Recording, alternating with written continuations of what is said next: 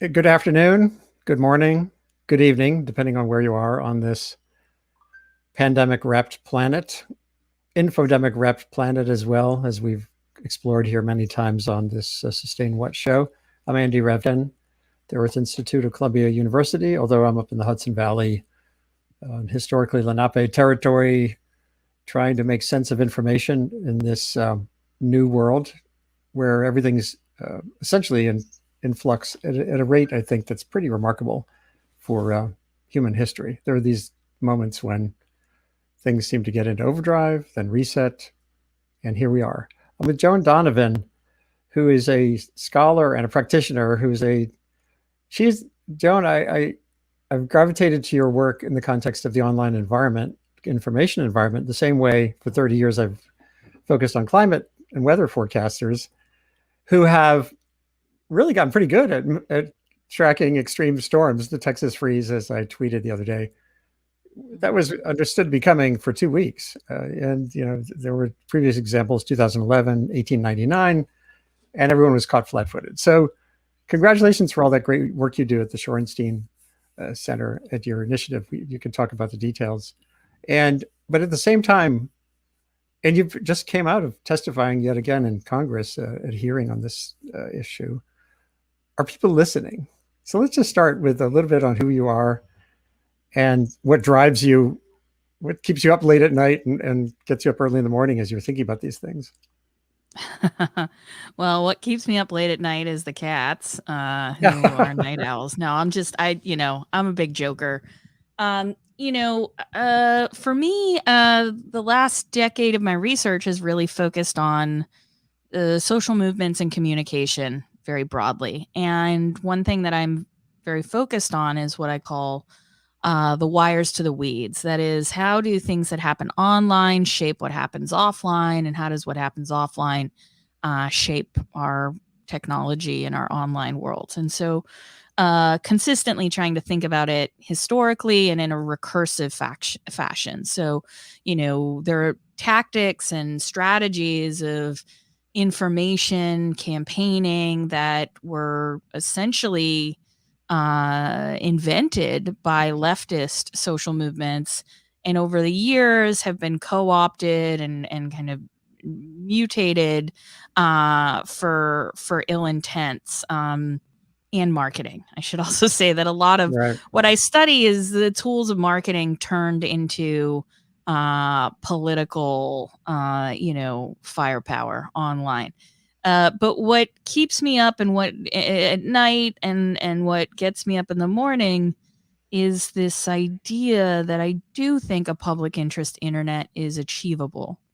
And I am very bought into the idea of a very collaborative world in which we build technology that supports human connection and interaction, but there are limit cases and it can't be solely done in the hands of folks that have a lot of money and a lot of power, but not a lot of understanding of what the rest of us have to deal with when they exercise that money and power in all forms, not just in our media environments, but also in our education, in our economy, in our public health.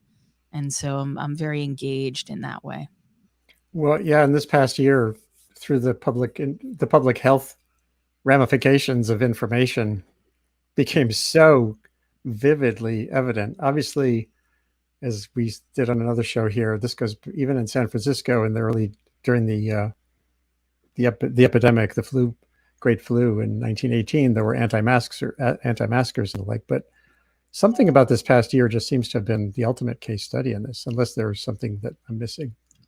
Well, yeah, I mean, for me, it's definitely a longer history than that. As I try to think about, for me, when we think about the moment of a pandemic, it creates a different kind of society, right? Where we're all kind of forced into relationships with one another through technology. And one of the things that I don't think our technology was really prepared for was this hyper connectivity with a need for timely, local, relevant, and accurate information. And instead, we have a technology like social media that is really just trying to retrofit everything. It wasn't built for journalism, it wasn't built for public health.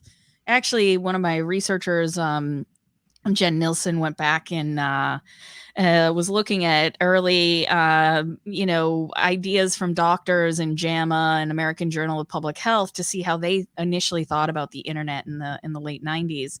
And there was this great quote from this doctor that basically was like, the internet is going to ruin expertise. Like this is bad.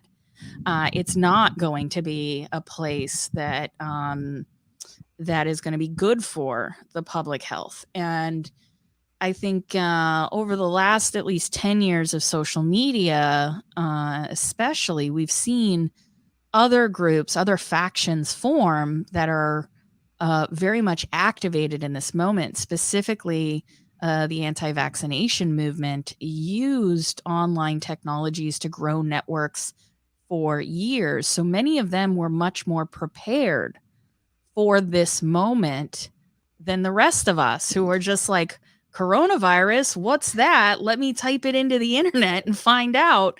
Right. And unfortunately, so many misinformers, disinformers, scammers, hoaxers, grifters were already there. They were already ahead of it saying, yeah, here, oh, yeah, coronavirus is this, come buy this product. Oh, yeah, coronavirus is this, come Right. buy this insurance. And so unfortunately, we haven't purpose built our technology to handle a stress test like this. Yeah, I want to get into the specific case study that brought me to the idea of having this show today, which was the Great Reset. But I just want to back up one more level to this grand challenge of a public interest internet. Way back at the times when I was a reporter, I started a blog called .earth in 2007, and I got totally sucked into the hopeful public interest aspects of all this connectivity, access to information spreading, solve the digital divide, and boy, what a great world we're going to build. It crested for me around 2011, just this euphoric feeling. And then it was like, oh my God, all these pieces the things that people understood the internet already understood became more clear to me. And I wanted No, to and get your, I should say that that's actually a really important point where, actually in 2005, we could have gone two ways with the internet. You get Silicon Valley VC funding that is like, I see a business opportunity, let's maximize scale at whatever cost. Who knows what that's going to look like? And then you have university researchers that are like, let's build for decentralization. And you're kind of in the middle as a journalist being like, actually, this is kind of exciting. I can engage with my audience. Maybe it's as rigorous as the journalism that you're doing in other places, but it's also got this like self-publishing, you kind of a mastery. And back then, the promise wasn't, reinstall the media gatekeepers and let's bring in, like let's optimize for the New York Times, which is where we're kind of headed now. It was right. We could have such a vibrant, hyper local indie media system that this could be cool. And then, business creeps in, interests Yeah. creep in, algorithms get developed, advertising becomes the profit making motive of choice. And then undergirding it all is this, surveillance capitalism, this like this everywhere is data, everything is data. And if you can capture it, you can resell it. And that's kind of where we end up is there's centralization and commodification. And unfortunately, nothing of public interest value that has been purposely like put into these systems. Yeah, actually, next Wednesday, I'm doing a show with Jeff Orlowski and Tristan Harris, partially on the film The Social Dilemma. Kind of basically, I'm going to be prodding them to say, what next? That film kind of took an interesting path toward identifying the commodification of our mind, our attention. and the like. But then Well, I have a serious criticism of the attention economy, which is to say that we're not in an attention economy. That's actually a distraction from where we really are, which is we're in an algorithmic economy. Attention economy gives too much agency over to me and you to say, oh, well, I picked it, I chose it, I put it in my feed, and then, the way in which information is then sorted and whatnot, it makes it seem like, well, the only option then, which the social dilemma tends to kind of veer into, is to turn it off. Oh, just turn it off. And many of us cannot disengage. I'll tell you, there's great research from Julia Tacona about the digital hustle. Many of us need these networks, need social media to survive. But the real issue at stake is how that information is sorted, prioritized, put in front of you. And this relates to what we want to talk about today around things like network conspiracy. If the algorithm understands that you are always going to watch something related to X conspiracy, that's going to displace things that you may or may not click like and share, like your nephew's baseball game, right? Like right. there are things that are more exciting to you, and it's going to kind of work in that way. But if we understand it actually as an algorithmic economy, different interventions become possible politically. But if we understand it as an attention economy, then it becomes an issue about human psychology, and trying to in that case, drill down on individual human characteristics and whatnot. And we've never been good as a society at Yeah. changing human psychology, but we can certainly change how information arrives in front of people, and the metrics that govern that, which is exactly where disinformers and media manipulators operate, which is at the level of the algorithm. What they're communicating to is the algorithm, not necessarily to any specific users. Which is such a wild concept. But of course, if you dig in a little bit, you see that pretty clearly.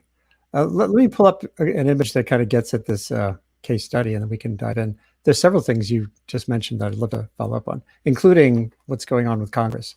As you've said, if this is a public, it's like the Commons. I think about climate change all the time for 30 years, and the issues here are even more, to me, more urgent than climate change, even after my 30 years of it. So, but how do we manage the Commons? Yeah, Since I mean part of this? I'm a big fan of Eleanor Ostrom's Governing the Commons. I don't Mm-hmm. know if you're familiar with that book, but one of the things that she really tears down is this notion of the tragedy of the commons, and this idea that any rational actor, if things are circulated within a commons, any rational actor will just try to get more for themselves. And that works when you don't have strong systems of governance and process and oversight.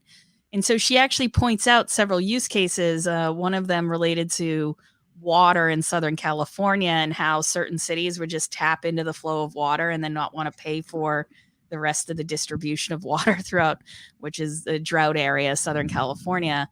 So you actually have to make rules and laws and govern the commons, rather than just imagine that rational actors are going to take over. But that's exactly actually the way in which, if we were to imagine information online as having a kind of hyper commons, hyper in the sense of connected, common value, then it actually is more important that we think about search and recommendation algorithms as a place where we would want to insert public interest obligations, so that when people are moving through this information commons, they're also accessing timely, local, relevant, and accurate information, and not just what's popular or what's viral or what the algorithm imagines you would like to see. That's so interesting. So let's talk about memes, which is again Yeah. sort of what started my thinking about this. I've been wanting to have you on the show for a while, but you had posted pretty provocative Twitter thread on um, basically the equivalent of Judah Cohen, a meteorologist, doing one of his long-term forecasts. Watch out, this is coming around the Great Reset. And here we have the two variants on this idea of the Great Reset. And as I tweeted a little while ago, this concept, is so powerful. We've had the Great Pause, right? After the Great Acceleration, 50 years of go, go, go. And the pandemic comes, and everyone's ecologists, economists, sustainability scientists, and information folks, we're thinking, well, what do we do now? So then it's already mutating in a way. So just describe how you go at this arena, and what's the forecasting process, and why should we care about Russell Brand? No, it's a good question. And so years ago I was working with some researchers, Leon Yin, who's a data journalist over at the Markup, and we started to jam on this idea of a disinfo Doppler, right? And what we were trying to understand is how memes and other forms of online ephemera become popular in a flashpoint and then dissipate. Then every once in a while the theme returns, and that's really what memes do. Is we don't really remember who the authors are. They just kind of have a resonance. They're sticky, and they kind of come and go in these waves and in these cycles. And so when we were imagining how to do work around meme wars and memetic cultures online, I was also very interested in thinking about like the trajectory of networked conspiracies. And so related to different from, people have long thought of conspiracies, the moon landing was a Hollywood set, who killed JFK, who killed Darby Crash, all of these different things that people think about when they think in these conspiratorial mindsets. But something different happens with 9/11. And that is that we have the internet. We've had AOL in people's homes for a while. There's a nascent, but it's not big yet, but because the bandwidth just isn't there. But there's some nascent clips and, short form documentary and photos and things that people start to coalesce around in order to do this, 9/11 truther discourse around, who or what flew into the Twin Towers, or if anything at all did. And so taking that long view, I see something like QAnon as a blip. It's just it's kind of an event like you would consider like a storm. And so for me, the rationale isn't, well, how do we stop the weather, right? The rationale then becomes, well, how do we batten down the hatches? How do we prepare? How do we stockpile? How do we reduce harm? How do we make sure that what's coming, if we have any power over our own protection from it, how would we do that? And so when I'm thinking about network conspiracies, I'm not thinking about all conspiracies of all time. I'm thinking about conspiracies that gain their capacity from stirring up online contestation, contradiction, paradoxes, conversation, and have a deep component that is content creation and influencers. And then I watch to see how it evolves. And so with things like, Pizzagate coming out of the Podesta emails and then moving into QAnon, that has a longer tail history, even within this kind of forums online related to pedophilia hunting. And so you start to see those communities come together. People who are deep state, people with these pedo hunters, they form an alliance. QAnon starts to happen, but it takes about a year for the narrative around QAnon to be distilled and crystallized into the point where people can know it when they see it. Whereas the Great Reset is something that is still in formation, but it has all the narrative elements that we look for. There's an event. It's a legitimate event. The World Economic Forum has, kind of held space and meetings around this idea. Justin Trudeau mentions it, and then I start to see it pick up, right? You start to see, Right. just a little bit of a spark. Then I go start searching for it on other spaces and places, and I start to find it. I start to find it on Facebook. It's small, it's nascent, but it's gathering momentum.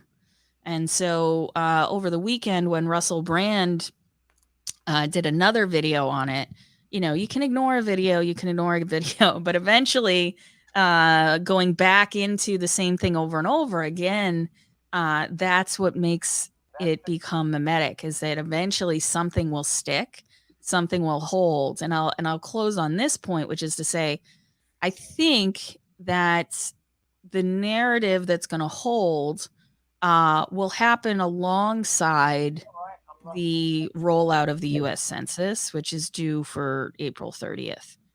And I just say that in order to say, be cautious about how the census rolls out, knowing that we're going to have a very big undercount because we tried to take a census during a pandemic year, which seems ridiculous.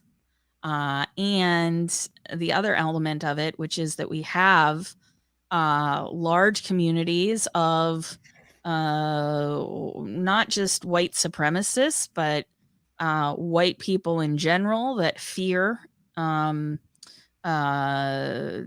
rising populations of other people in the US. But the ardent white supremacists, the people who are super invested in the ideology and are organizing, that's what I mean by that, are getting prepared.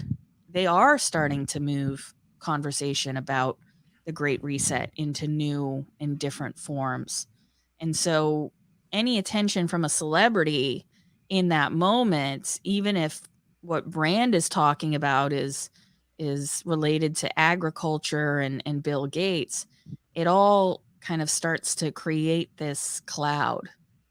And we don't know exactly what's going to happen, but we can now start to understand what the different coalitions are going to be and what the different factions are, and what the narratives might end up being. And so for my team, we watch that stuff very closely, and we sound crazy at dinner parties. So here's the question. Once Judah Cohen does one of his 2-week forecasts, it sort of starts to percolate. It gets out on Twitter, and other meteorologists are circulating it, and then it starts to get closer, and forecasters pick up on it. These models are become integrated. Even like the average person now, I wouldn't say the average person, but if you're a weather geeky person, you actually know what ECMWF is. It's like a climate model. That's the European model. It's really good at US snowstorms.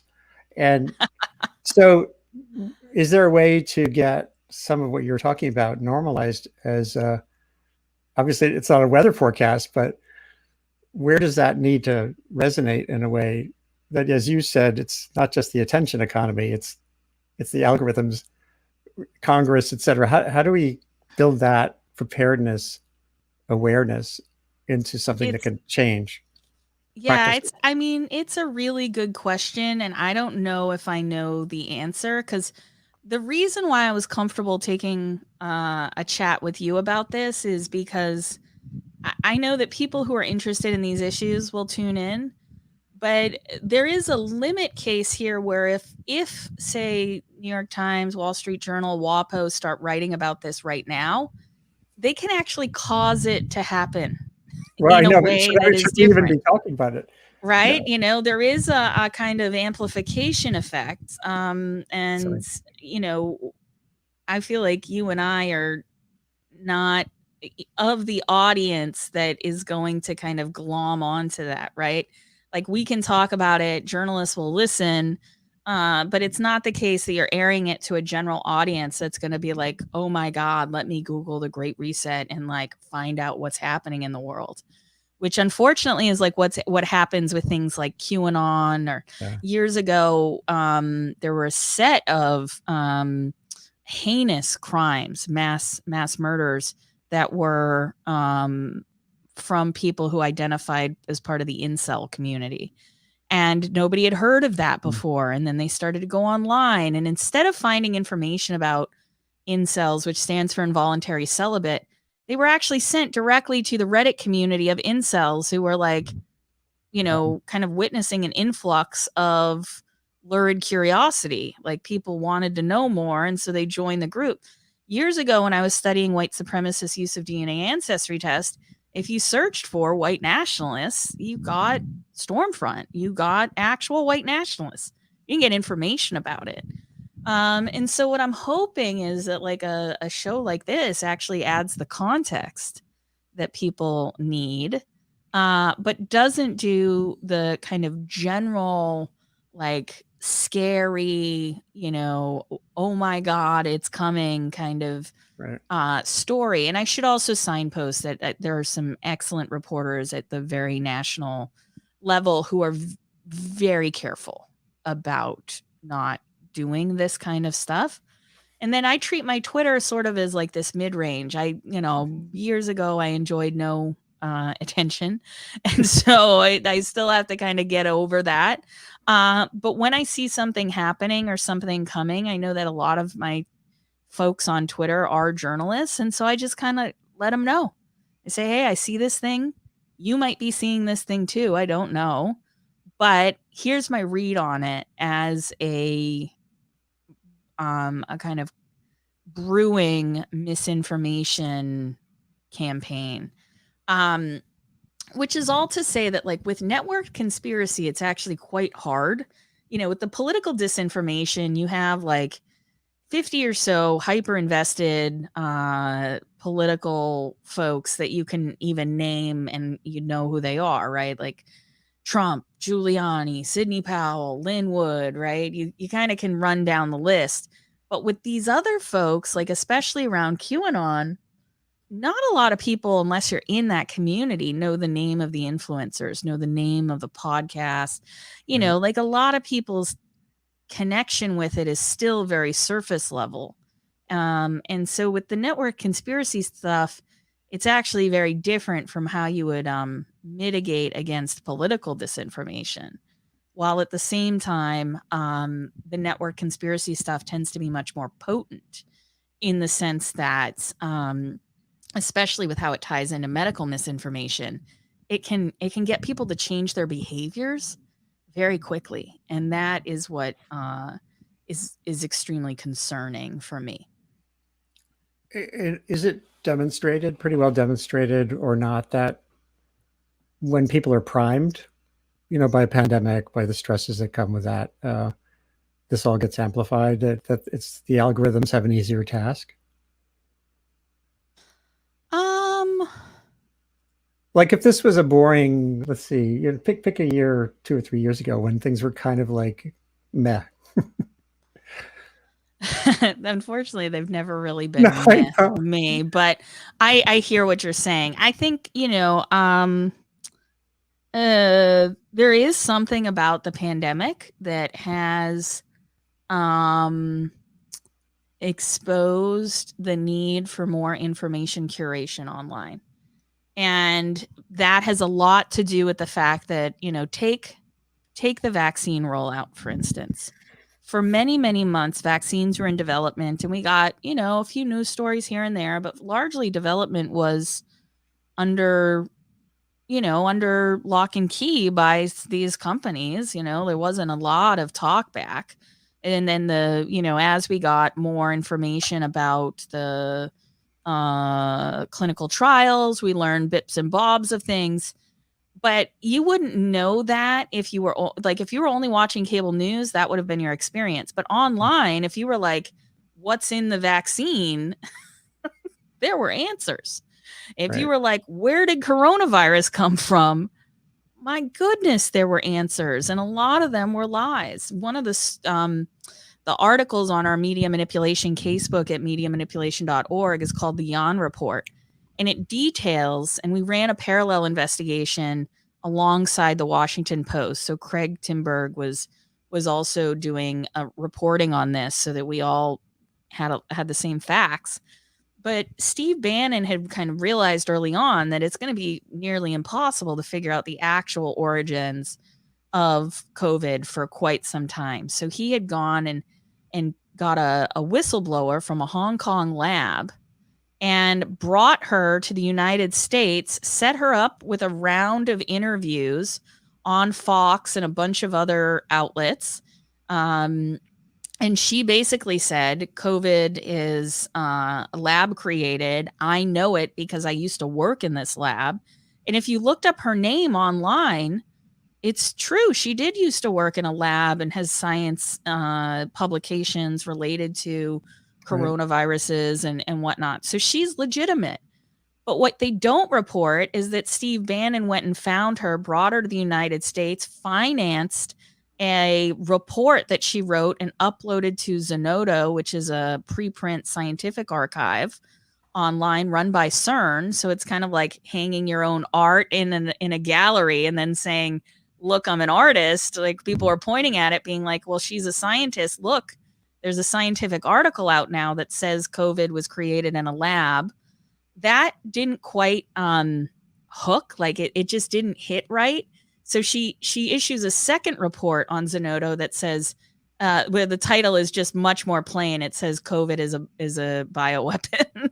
And then that one and the first one as well start to go viral online. And you know, science people will understand this, but the first report, within the first couple of days of it being published, gets nearly 1 million views on a preprint archive. Now, if you're a hot scientist, you get like 1,200 views and Right. like everybody's calling you because they're like, I saw, you know, look at all, you know, like it just doesn't happen like that. But what we noticed as we were running the data, as we were looking at the different interventions, is that she was being positioned in the media and more in the mainstream media as this dissident scientist, but there were no connections back to Steve Bannon and the So the his backstory is invisible. yeah, the backstory is completely invisible. And then when you go a little bit deeper, Steve Bannon has been paid $100 million by an exiled Chinese billionaire to make anti-CCP content. And this is the same billionaire that Steve Bannon was found on the yacht of when he was arrested back in August. And so when we're doing our investigations and we're looking into media manipulation online, we have to be attentive to the social, the political context in which information arrives in front of people. And then we have to understand from there what are the potential mitigating effects. And so Zenodo, once they realized that they were part of the pipeline of a disinformation campaign, have now started to label content on their site if it does cause controversy, as well as in this case other scientists, other doctors had just kind of torn it apart and had to write these very long articles that were essentially fact checks. It's so wild. Yeah, and this came up early on in the 2000s, more than the 90s, in climate change, as scientists who had. But let me back up. There's enough uncertainty around climate change that you can find peer-reviewed work or individual scientists who will be outliers and kind of be there to kind of get into to inject into the discourse and create doubt. And one thing that to me is parallel with the pandemic is deep uncertainty. We had a lot of uncertainty through the year, even there's clarity now, but that creates an environment where the media tend to latch on to figures who are quotable. All that backstory tends to remain a backstory, and once it emerges as a backstory, it's like it's read by you and me, and maybe 1 million people out of 300 million, and doesn't really change things. Are we stuck with? Are we? Let's start with that phrase you put at the very beginning about public interest, the public interest internet. So obviously you spend time talking to Congress, so you're hopeful that there is a path here. Yeah, I mean, For me, there's two things that need to happen that are not necessarily about 230 reform or antitrust. One is you have to crank up the volume on timely, local, relevant, and accurate information, which is to say that, we made this argument to the UN in their open call for comments about what they should do about disinfo and misinfo. And the basic premise that we had at that point was um, that disinformation is actually displacing good information in people's feeds at this point. There's so much misinformation.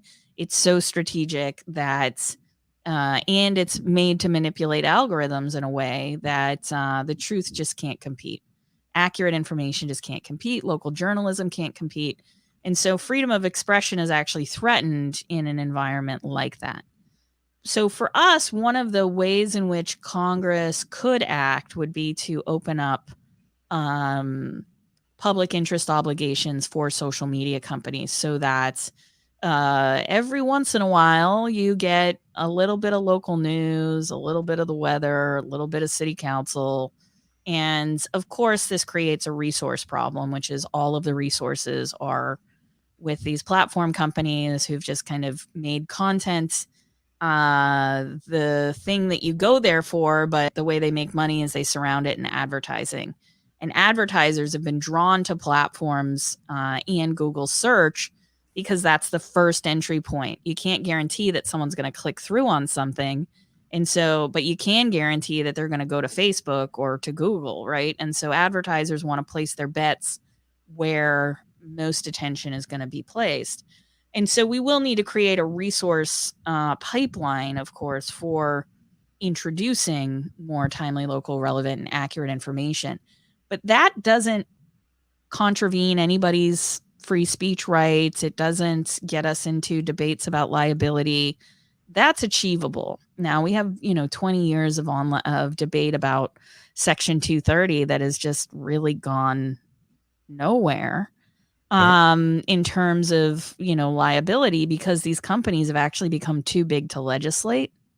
And so another thing that we have to consider is where we go with antitrust. But I'll leave that aside for the other point that I really want to make about public health in this moment, which is that we have to treat misinformation at scale like secondhand smoke.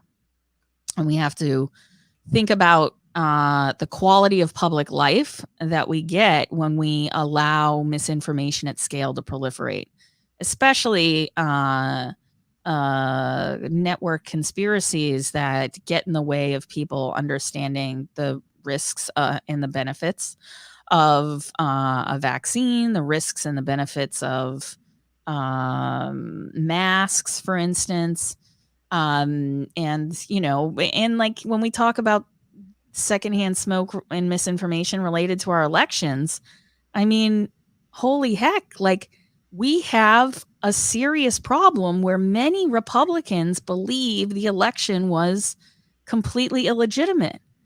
Um, 2 years from now, we're going to see the effects of that, which is that Right. people are going to lean more and more towards charismatic politicians who tell them what they want to hear, and further away from politicians who have to govern, which is governance is difficult. You have to tell people stuff they don't want to hear.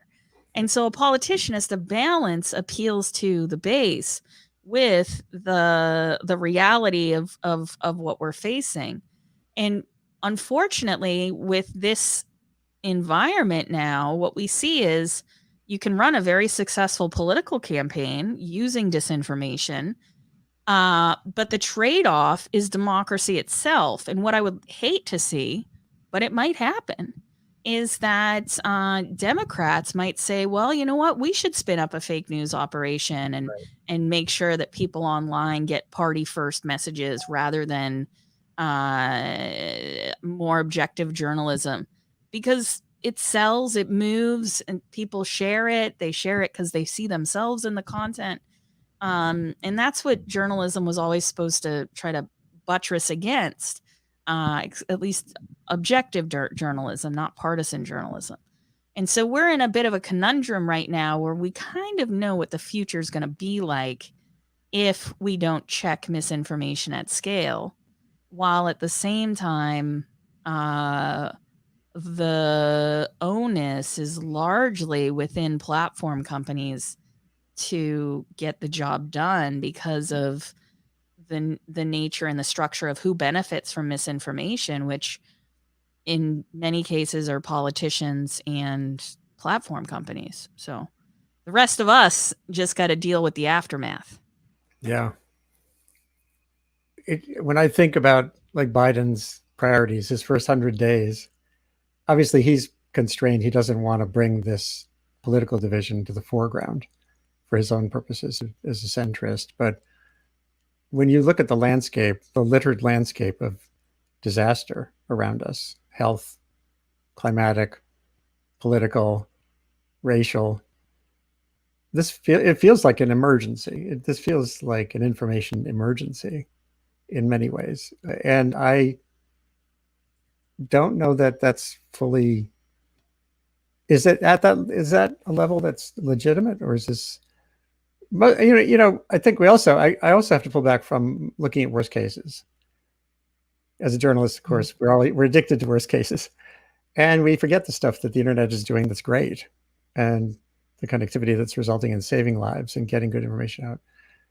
So I guess what I'm saying is, am I overreacting and thinking of this as an emergency because I'm focused too much on these outlier cases?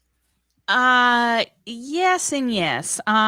So the issue with it is like I felt like Chicken Little for many years. Back in 20, so I started my postdoc at UCLA in 2015 to looking at white supremacy, white supremacist use of DNA ancestry tests and how they were kind of like reimagining the one drop rule now that they had evidence that they were a little bit African. Right. And so, with that kind of project at that time, I was also watching white supremacists rally behind Donald Trump. And it wasn't this like overt, let's go campaign for him. It was this kind of process of let it happen. He's talking about our issues, immigration, don't introduce the white nationalist point of view. Just let it happen. He's doing the work, right? They were meeting at his rallies. I don't know if many people remember, but there were a lot of violence outside of Trump rallies, clashes between Trump fans and white supremacists that if you knew who to look for, you could spot them in the crowd.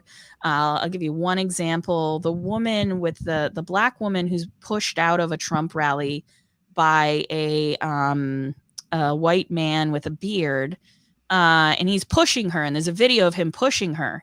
He is known as a white supremacist organizer. His name's Matthew Heimbach.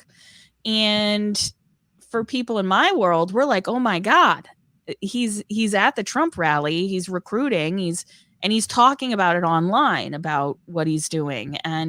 But by and large, a lot of people didn't understand the alt-right. They didn't understand how that group of white supremacists saw an opportunity to rebrand under that keyword.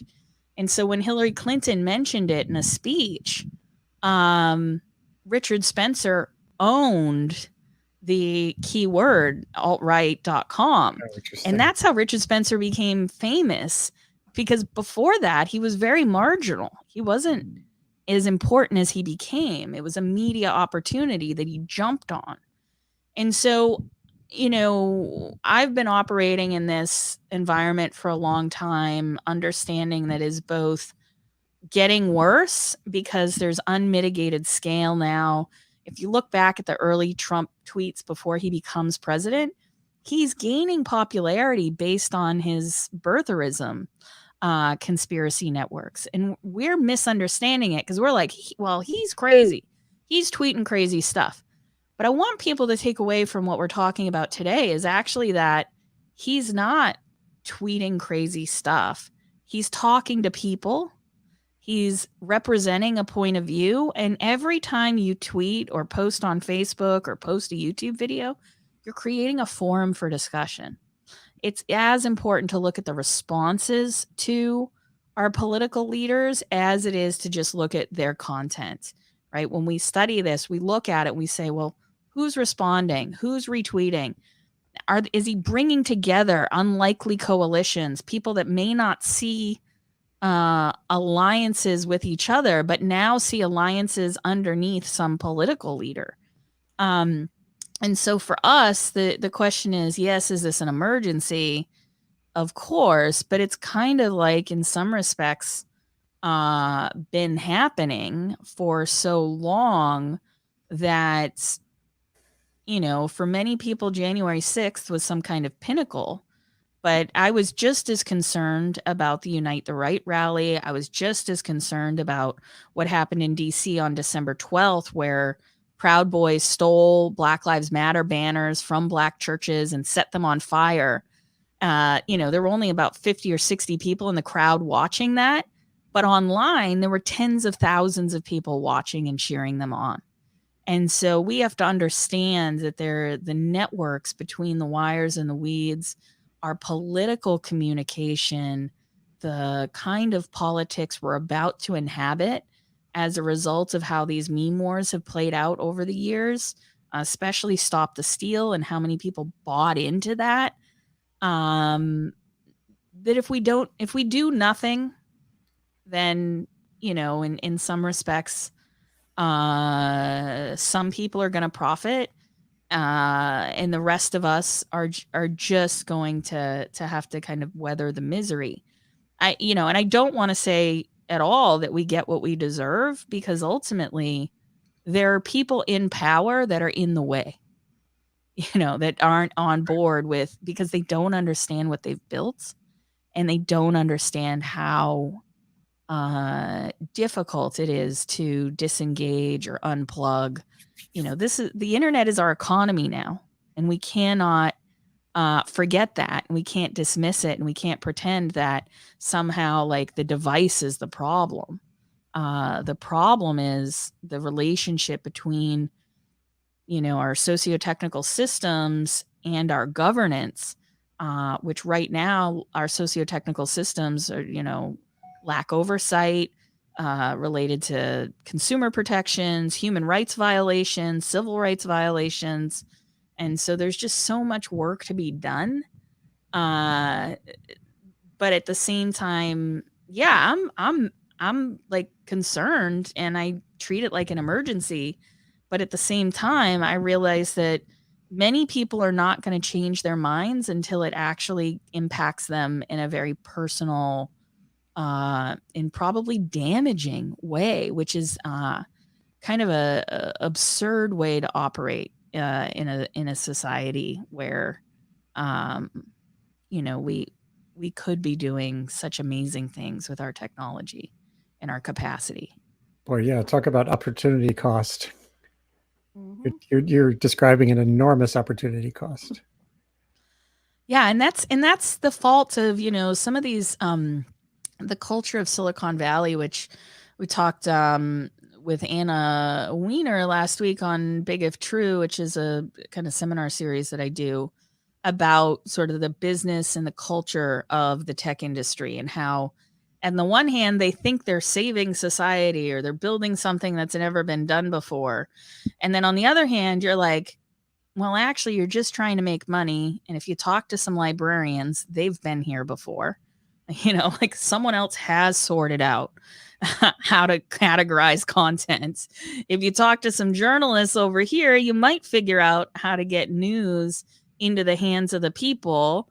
But unfortunately, in Silicon Valley, everybody's like, I invented this, or I did this. And not to be dreary towards the end of this, but to be honest with you, like, we're headed towards social banking.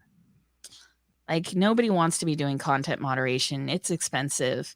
But the social networking wasn't really making any money. They moved into social media. Social media made them rich. But what makes you really rich is handling other people's money.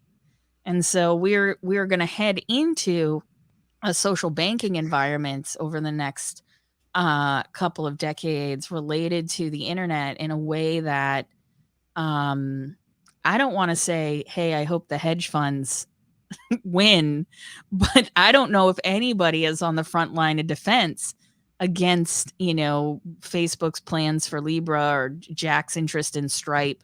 And so, or, Stripe or Square, whatever it is that he's been doing lately.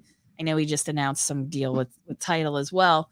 But what they're fixated by in Silicon Valley is money. Yeah, boy, we may have to do a part 2 and a part 3 on here.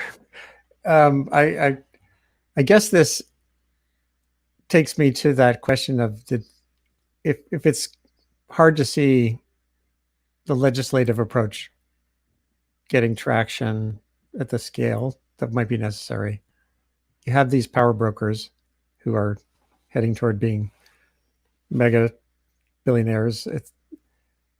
Are any of them latching on to that idea of humane technology? I got Tristan. I first met Tristan Harris when he was an app developer before his app was bought by Google. It actually was test driven on my blog way back in like 2008. And he has the Center for Humane Technology with others. And the whole idea is like moral code or shifting the culture in Silicon Valley. And there too, I just feel it's an enormous mountain to climb. But if this can't happen within governmental circles, then is there some hope of building something fresh out there? I know it's kind of a wishful question. Uh, Did I just look at you as like a buzzing bee, or in times of institutions are an intensely collaborative process, right? The science as an institution is an intensely collaborative process. But I'll tell you, if a few companies owned all the thermometers, right, like we'd be in trouble, right? And so there's ways in which we actually have to bust open some of the business models, and we have to make some of the things open source. We have to make some of the data portable. I know that Senator Warner's has been working on that data portability. Right, there's ways in which we have to introduce how to describe it. There's ways that we have to introduce diversity into the tech industry that will help with this, right? The tech industry as it is in terms of this particular moment with the last 10 years of social media, all is not lost with the internet. The internet's still there. That whole substrate's still there. Platforms are merely products built on top of the internet, right? And so that whole infrastructure is ripe for revival.